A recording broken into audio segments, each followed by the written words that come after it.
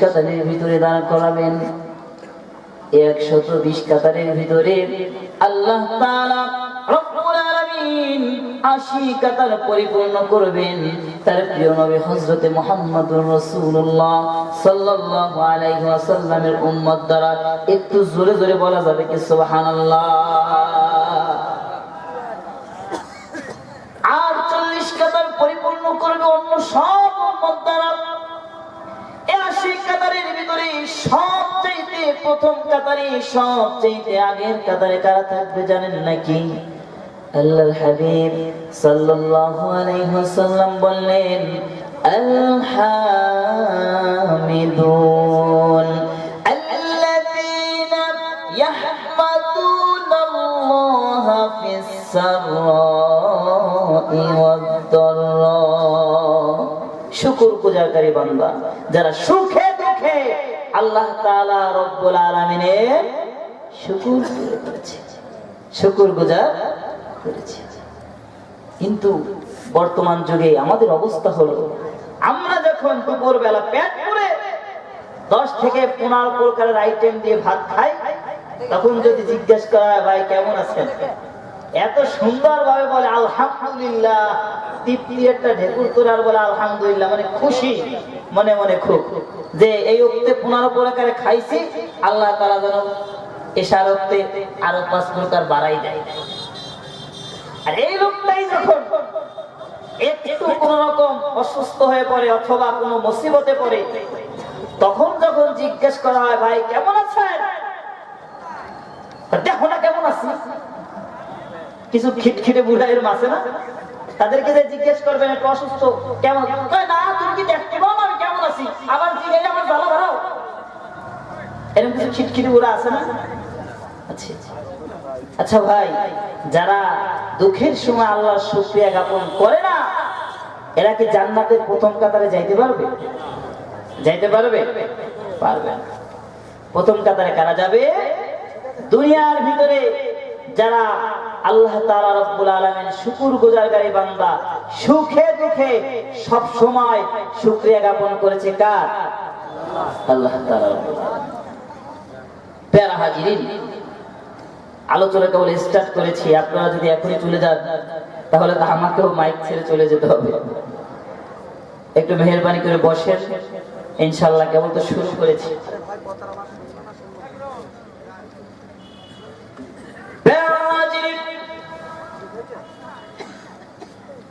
পবিত্র কোরআনে কারিমে 18 নম্বর পারা প্রথম নম্বর পৃষ্ঠা, এই প্রথম নম্বর পৃষ্ঠার ভিতরে আল্লাহ তাআলা রব্বুল আলামিন একটি সূরা নাযিল করেছেন, যে সূরাটির নাম সূরাতুল মুমিনুন। এই মুমিনুনের ভিতরে আল্লাহ তাআলা রব্বুল আলামিন মুমিনের গুণাবলী বর্ণনা করেছেন। সর্বপ্রথম মুমিনদের সফলতার ঘোষণা দিয়েছেন, এরপরে আল্লাহ তাআলা মুমিনের যে গুণাবলীগুলো বর্ণনা করেছেন, এই গুণাবলীগুলো যে সমস্ত মানুষরা মেনে চলবেন, আল্লাহ তাআলা রব্বুল আলামিন তাদেরকে জান্নাতুল ফিরদাউসের ঘোষণা দিয়েছে। জোরে জোরে বলুন না সুবহানাল্লাহ। এই সূরা মুমিনুন থেকে আপনাদের সামনে কিছু আলোচনা করার চেষ্টা করব ইনশাআল্লাহ। সকলে বলুন আমিন। প্যারা হাজিরিন, আল্লাহ তাআলা রব্বুল আলামিন সূরা মুমিনুনের ভিতরে বললেন, কদ আফলাহাল মুমিনুন, সফলতা অর্জন করেছে, সফল কাম হয়েছে মুমিনগণ। কারা সফল কাম হয়েছে? ঈমান এনেছে যারা, সফলতা অর্জন করেছে তারা। কেমন সফলতা? আমার ভাইরা, আমার বাবাজিরা, এই পৃথিবীর বুকে একটা ছাত্র যখন ম্যাট্রিক পরীক্ষায় এ প্লাস পায়, পৃথিবীবাসী তার আত্মীয় স্বজন তাকে সফলতার ঘোষণা দিয়ে দেয়, এই ব্যক্তি সফলতা অর্জন করেছে। কিন্তু এই সফলতা কতদিন পর্যন্ত থাকে? ইন্টার পরীক্ষা যখন দিয়েছে, ইন্টার পরীক্ষায় যখন তিনি রেজাল্ট খারাপ করেছে, তার সফলতার গল্প ওখানে শেষ হয়ে যায়। আর যে ব্যক্তি ইন্টারে এ প্লাস পাইল কিন্তু অনার্সে এসে পরীক্ষা খারাপ করেছে, তার সফলতার গল্প ওখানেই শেষ। সর্বশেষ একজন ব্যক্তি যখন বিসিএস ক্যাডার হয়ে যায়, বিসিএস ক্যাডার হওয়ার পরে তাকে পৃথিবীর মানুষ তাকে সফলতার ঘোষণা দেয়, এই ব্যক্তি সফল কাম হয়েছে। কিন্তু এই ব্যক্তির সফলতার গল্প কতদিন পর্যন্ত থাকে? যতদিন পর্যন্ত তার চোখ দুটো বন্ধ না হয়ে যায়। কথা বলেন ঠিক কিনা? মৃত্যুর আগ পর্যন্ত তার এই সফলতার গল্প থাকে। অথবা সে যখন রিটায়ার্ড পার্সন হয়ে যায় তখন কি আর তার কোনো দাম থাকে? থাকে না। কিন্তু একজন মুমিন ব্যক্তি তিনি দুনিয়া সফল, মৃত্যুর পরেও সফল, আখিরাতেও সফল, জান্নাতেও মুমিন ব্যক্তি সফল। সব সময় তিনি সফল, দুনিয়াতেও তিনি সফল। আপনারা সকলেই হযরতে বেলাল রাদিয়াল্লাহু তাআলা আনহুর নাম শুনেছেন? হযরতে বেলাল রাদিয়াল্লাহু তাআলা কালো মানুষ ছিলেন, তাকে দেখতে তেমন একটা সুন্দর ছিলেন না, তার চেহারাটা ছিল কালো। একজন গোলামের ঘরের গোলাম ছিলেন তিনি, তার বাবাও একজন গোলাম ছিলেন, তিনিও একজন গোলাম ছিলেন। হযরতে বেলাল রাদিয়াল্লাহু তাআলা আনহু ইসলাম ধর্ম গ্রহণ করলেন। আল্লাহ তাআলা রব্বুল আলামিনের একত্ববাদের ঘোষণা, আহাদ আহাদ আল্লাহ, এই একত্ববাদের ঘোষণা দেওয়া শুরু করলেন। উমাইয়া ইবনে খালফ যখন জানতে পারলেন যে তার গোলাম বেলাল তিনি কি করেছেন, ইসলাম ধর্ম গ্রহণ করেছেন, এমন কোন অমানবিক অত্যাচার নাই যা হযরতে বেলাল রাদিয়াল্লাহু তাআলা আনহুর উপর করা হয় নাই। হযরতে বেলাল রাদিয়াল্লাহু তাআলা আনহু মরুভূমির উত্তপ্ত বালু, যে বালুর ভিতরে মানুষগুলো এমনি হাঁটতে পারে না, এই বালুর ভিতরে হযরতে বেলাল রাদিয়াল্লাহু তাআলা আনহুকে তার জামা কাপড়গুলো খুলে তাকে মরুভূমির ভিতরে তাকে পাথর চাপা দিয়ে রেখে যাওয়া হতো। এমন কোন অত্যাচার নাই হযরতে বেলাল রাদিয়াল্লাহু তাআলা আনহুর উপরে না করা হয়েছে। ঘোড়ার পিঠে বেঁধে হযরতে বেলালকে মরুভূমির উপর দিয়ে টানা হতো। হযরতে বেলাল রাদিয়াল্লাহু তাআলা আনহুকে যতক্ষণ হযরতে আবু বকর সিদ্দিক রাদিয়াল্লাহু তাআলা আনহু কুরাই করে তিনি যখন আযাদ করে দিলেন, আযাদ করে দেওয়ার পরে হযরতে বেলাল রাদিয়াল্লাহু তাআলা আনহু যখন মদিনার মসজিদের মুয়াজ্জিন হয়ে গেল, আল্লাহর নবী রাহমাতুল লিল আলামিন যখন জান্নাতের ভ্রমণ করতেছিলেন, তিনি হযরতে বেলাল রাদিয়াল্লাহু তাআলা আনহুর খরমের পায়ের আওয়াজ শুনতে পেয়েছেন। জান্নাতের ভিতরে যখন হযরত মুহাম্মদ রাসূলুল্লাহ সাল্লাল্লাহু আলাইহি ওয়াসাল্লাম হযরতে বেলাল রাদিয়াল্লাহু তাআলা আনহুর পায়ের খরমের আওয়াজ পেলেন, পরের দিন জানতে চেয়েছেন, বেলাল কি এমন আমল করো যার কারণে জান্নাতের ভিতরে আমি তোমার পায়ের খরমের আওয়াজ শুনতে পেলাম? হযরতে বেলাল রাদিয়াল্লাহু তাআলা আনহু বললেন, ইয়া রাসূলুল্লাহ, ইয়া হাবিবাল্লাহ, তেমন কোন আমল আমি করি না। আমি আমার যখন ওযু নষ্ট হয়ে যায়, অপবিত্র হয়ে যায়, সাথে সাথে আমি কি করি? ওযু করে নেই, এবং যখনই মসজিদে আমি প্রবেশ করি 2 রাকাত নামাজ পড়ে নেই। আমরা ইনশাআল্লাহ তাআলা আজকে থেকে যাদের ওযু নষ্ট হয়ে যাবে, ওযু করে আমরা যখন মসজিদে প্রবেশ করব 2 রাকাত নামাজ পড়তে রাজি আছি তো ইনশাআল্লাহ? আল্লাহ তাআলা রব্বুল আলামিন সকলকেই তৌফিক দান করুন। সকলে বলুন আমিন। আমার ভাইরা, আমার বাবাজি, যে কথা বলতেছিলাম, হযরতে বেলাল রাদিয়াল্লাহু তাআলা আনহু যিনি একজন গোলাম ছিলেন, যার বাবাও ছিলেন একজন গোলাম, গোলামের ঘরের গোলাম। এই গোলামটার পৃথিবীতে কোনো দাম ছিল না, কিন্তু যখনই ইসলাম ধর্ম গ্রহণ করলেন, আল্লাহর নবী সাল্লাল্লাহু আলাইহি ওয়াসাল্লাম মিরাজের রাত্রিতে যখন জান্নাত ভ্রমণ করলেন, তখন হযরতে বেলালের পায়ের খড়মের আওয়াজ শুনতে পেয়েছেন। এর মানে হলো দুনিয়ায় সফলতা অর্জন করেছে, জান্নাতের ভিতরেও তিনি সফল কাম হয়েছে। মুমিনগণ তাদেরকে আল্লাহ তাআলা কি করেছেন? সফলতার ঘোষণা দিয়েছেন। এখন মুমিনের সফলতা ঘোষণা দেওয়ার পরে আল্লাহ তাআলা রব্বুল আলামিন মুমিনের কিছু গুণাবলী বর্ণনা করেছেন। আল্লাযীনা হুম ফী সালাতিহিম খাশিউন। মুমিনগণ নামাজে সালাতে বিনয়ী এবং নম্র হবে। কি হবে? বিনয়ী এবং নম্র হবে। আল্লাহ হাবিব সাল্লাল্লাহু আলাইহি ওয়াসাল্লাম বললেন, তোমরা যখন নামাজে দাঁড়াও, নামাজে দাঁড়ানোর পরে এতটুকু চিন্তা ভাবনা নিয়ে তোমরা নামাজে দাঁড়াও যে তোমরা সরাসরি আল্লাহ তাআলাকে দেখে দেখে নামাজ পড়ছো। এই চিন্তা ভাবনা যদি তোমাদের ভিতরে না আসে, কমসে কম এতটুকু চিন্তা ভাবনা তোমাদের অন্তরে রাখো, আল্লাহ তাআলা রব্বুল আলামিন তোমাদেরকে দেখতেছে। খুশুখুজুর সাথে নামাজ আদায় করতে হবে। সারা জীবন আমরা শুনেছি খুশুখুজুর সাথে নামাজ আদায় করতে হবে, কিন্তু খুশুখুজুটা কি এটাই আমরা অনেকে জানি না। হাকিমুল উম্মত মুজাদ্দিদ মিল্লাত শাহ আশরাফ আলী থানভী রাহমাতুল্লাহি আলাইহি বলেন, খুশুটা হলো যার যার মনের বিষয়, অন্তরের বিষয়। পৃথিবীর সব চিন্তা ভাবনা থেকে নিজের অন্তরটাকে পাক পবিত্র করে একনিষ্ঠভাবে আল্লাহ তাআলা রব্বুল আলামিনের সামনে নিজের অন্তরটাকে তার কর্মকে খুশু বলা হয়। কি বলা হয়? খুশু বলা হয়। আমরা নামাজের ভিতরে নামাজ পড়ি, এখানে মন থাকে আরেক দেশে, ঠিক কিনা বলে?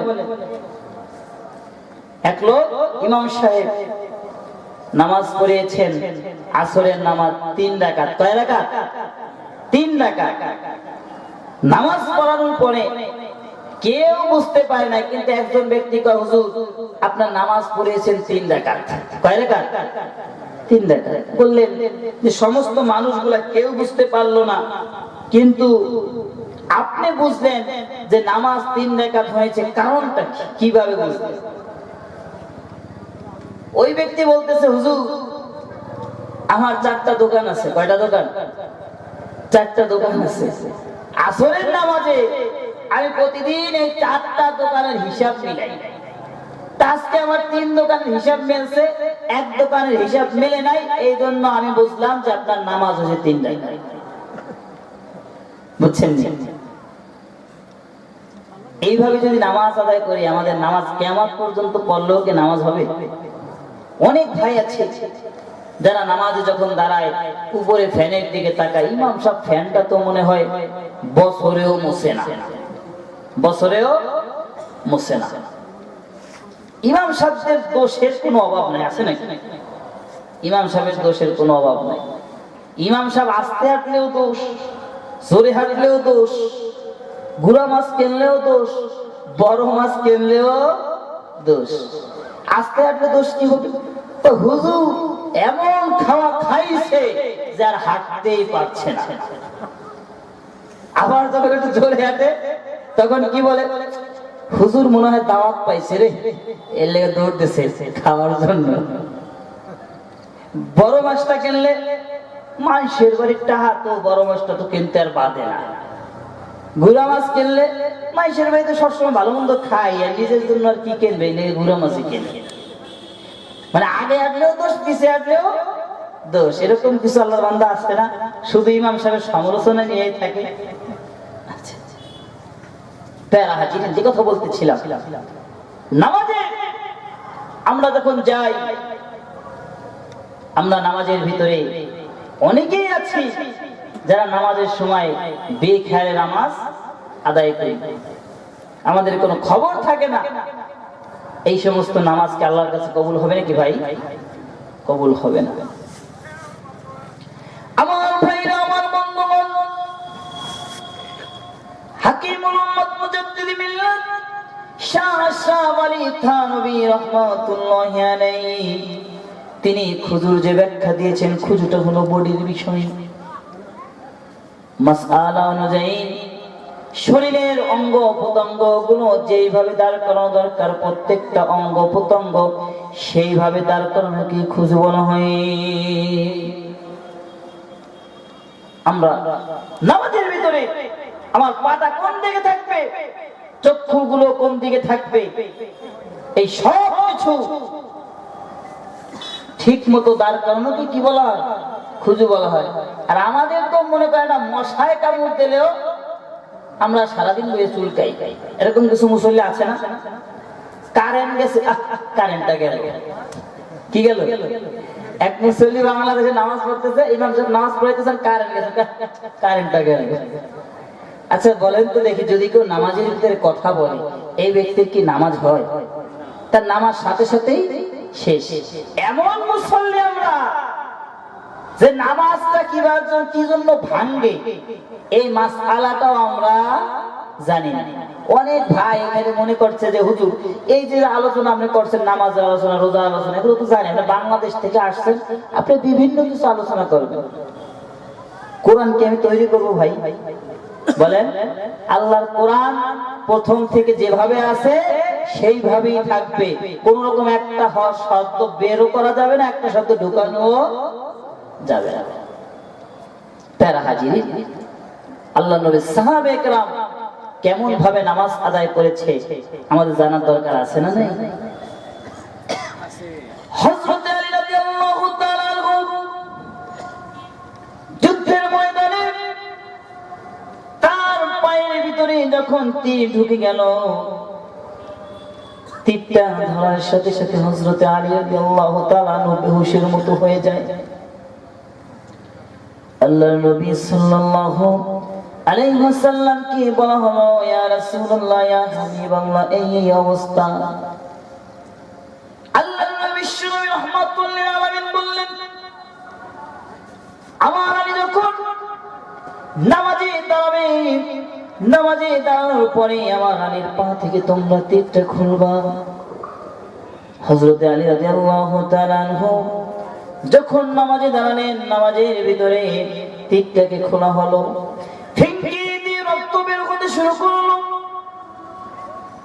কিন্তু হযরত আলী রাদিয়াল্লাহু তাআলা আনহু নামাজের ভিতরে এত বেশি মনোযোগী ছিলেন, তার পা থেকে তীর খুলে নেওয়া হয়েছে, কিন্তু হযরত আলী টের পর্যন্ত পান নাই। জোরে বলুন না সুবহানাল্লাহ। এবার বুঝেন আমাদের নামাজের কি অবস্থা। মুমিনদের যে প্রথম গুণাবলী আল্লাহ বলেছেন সেটা হলো মুমিনগণ নামাজে বিনয়ী এবং নম্র হবে। দ্বিতীয় নম্বর যে গুণাবলীটা বলেছেন, ওয়াল্লাযীনা হুম আনিল লাগবি মুরিদুন, মুমিনগণ অনর্থক কথাবার্তা থেকে বিরত থাকবে। কি থেকে? অনর্থক কথাবার্তা থেকে। আমরা অনর্থক কথাবার্তা বলি কি বলি না? বলি। চায়ের দোকানে বাবাজি যখন বসে থাকে, ঘন্টাকে ঘন্টা বিভিন্ন রকম আলোচনা করে, চায়ের কাপ এক একটা খায়, আর যত প্রকার অশ্লীল কথাবার্তা গুলো বলে বেড়ায়। এরকম কিছু আল্লাহর ওলি বান্দা আছে না? আচ্ছা, কার মেয়ে কোথায়, কার ছেলে কি করে, অমুক তমুক, এই সেই যত প্রকার অশ্লীল কথাবার্তা আছে, এই সমস্ত মানুষগুলো বলে বেড়ায়।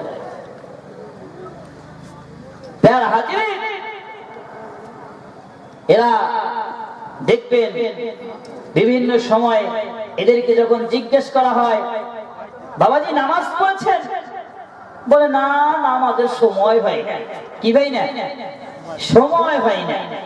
আবার এদেরকে যখন জিজ্ঞেস করবেন, বাবাজি সারাদিন এখানে বসে টিভি দেখছেন আর চা খাচ্ছেন, কই একটু সময় কাটায়। নামাজের বেলা আমার কি থাকে না, সময় থাকে না। আর যখন জিজ্ঞেস করা হয় সারাদিন টিভি দেখছেন, কই একটু সময় কাটায়। এরকম কিছু বান্দা আছে না? আমার মা বোন যারা রয়েছে, এই রোগটা মা বোনদের ভিতরে সবচাইতে বেশি। একসাথে যদি ৩-৪ জন মা বোন হয়, যত প্রকার অশ্লীল কথাবার্তা এই মা বোনদের মুখ থেকে বের হয়। সবচাইতে বেশি দুর্নাম এরা করে নিজের স্বামীর। কার? নিজের স্বামীর বদনামি করে। বুড়ো ৩০ বছর বিয়ে হয়েছে, কিছু দিল না। ৩০ বছরে তারা কিছুই দেয় না। তো কেন? তোমার একটা বাড়ি করে দিচ্ছে, ওটা তো ছেলে মেয়ের জন্য করছে। সেদিন না ৩ খান শাড়ি কিনে দিছে, ৩ খান শাড়ির 1 খান শাড়ি থেকে ৩.৫ কেজি রং উঠছে।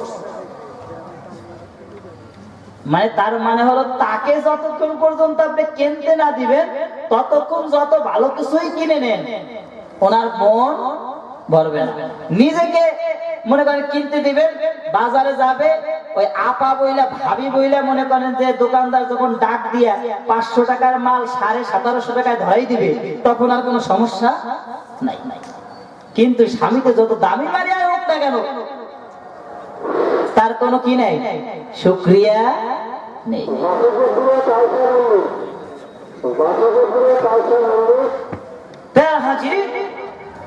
আমার মা বোনেরা এখানে রয়েছেন, আমার মা বোনদের উদ্দেশ্যে কিছু কথা না বললেই নয়। স্বামীর মর্যাদা দিয়েছেন বিশ্বনবী রাহমাতুল্লিল আলামিন। তিনি বলেছেন, এই পৃথিবীতে যদি আমি কোনো ব্যক্তিকে সাজদা দেওয়ার কথা বলতাম, তাহলে মহিলাদেরকে বলতাম।